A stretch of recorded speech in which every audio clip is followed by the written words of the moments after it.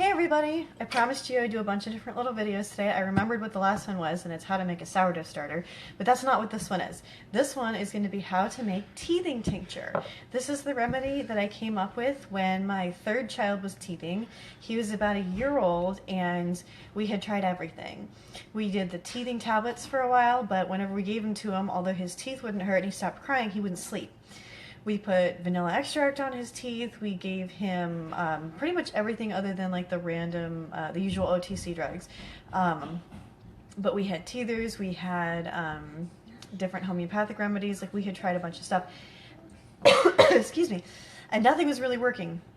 And we weren't sleeping, and it was very frustrating. And then I kind of did some research, and I came up with these two herbs that make this really simple teething tincture. At first we just used it as a tea. I would just put the herbs in a pot with water and just boil it every night because he was over a year old, so I would just sweeten it with a little bit of maple syrup or honey and give it to him in a sippy cup, and he started sleeping. And he stopped crying about his teeth, and it was awesome. And then when I was anticipating my fourth baby being born, I didn't want to... I knew I couldn't give him tea when he first started teething because he'd only be like 4 or 5 months old, and I needed something that I could only give him a couple of drops of that would be safer for him. So I thought, I'm going to make a tincture, and I do this with a glycerin base so that there's completely alcohol-free, which is totally safe for babies. A good number of the tinctures that I do are glycerin-based just because they are safe for the entire family and you don't have to worry about the alcohol content.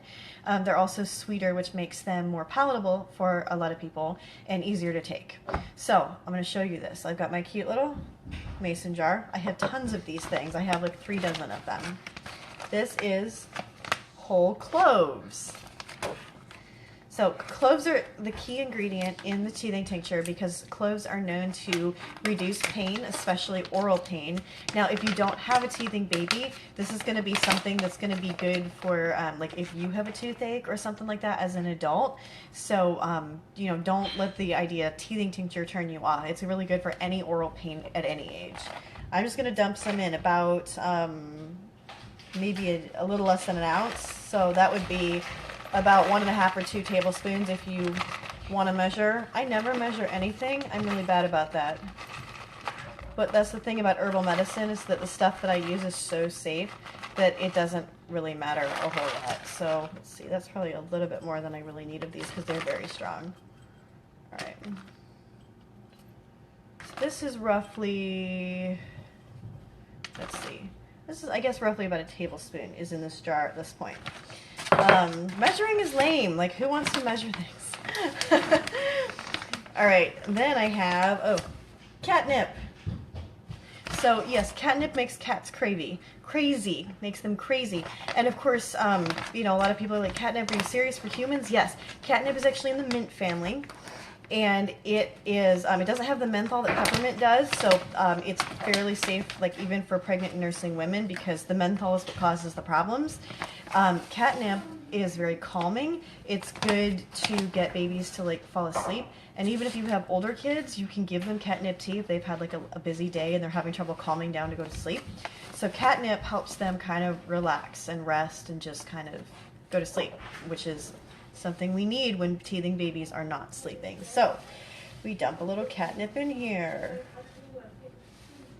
So that's like 2 tablespoons-ish, I think. The jar's roughly half full at this point. That's what that is. So, okay. Now, here's my glycerin. I buy it in giant bottles because I use it a lot. All right. All I'm going to do is just fill this so that it's roughly half full with glycerin. All right, that's about half full because it's covering on top of the herbs right now. So I'm going to put the lid on it, and I'm going to shake it just to get the glycerin down into the herbs and mix them together a little bit. All right.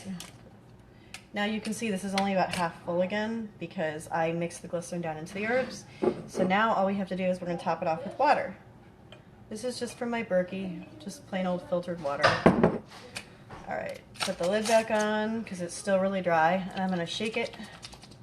Get it all mixed, glycerin, water, and herbs. Yep. Here we go. So this is now roughly full. It's about half full with glycerin, half full with water, and then the herbs are kind of floating in it. And you can see obviously the liquid on the bottom is pretty clear right now, and the herbs are at the top. So If you're desperate, you can take this jar and put it in a saucepan filled with water that goes up to about here in the jar. And you can turn it on low so it kind of simmers and steams, but it doesn't boil, and let it sit there for a few hours, or you can do it in a crock pot and let it sit there for a couple of days, and then you can strain it out and have it ready like now if your baby is like, you need some sleep today. I prefer to just let it sit in a cabinet for 6 weeks because I don't have to do anything with it. I still have half a bottle upstairs for the baby, and I also have this. This is a batch I just recently strained out. I've been giving it to friends, so there's a little over half of it's gone already. But this is what it's going to look like in 6 weeks. It's going to be super dark, and it's sweet and spicy. If I have local friends who are interested in trying some, I've been giving out little half-ounce bottles to friends to try. Everybody who's tried it has told me that it helped at least some with their babies.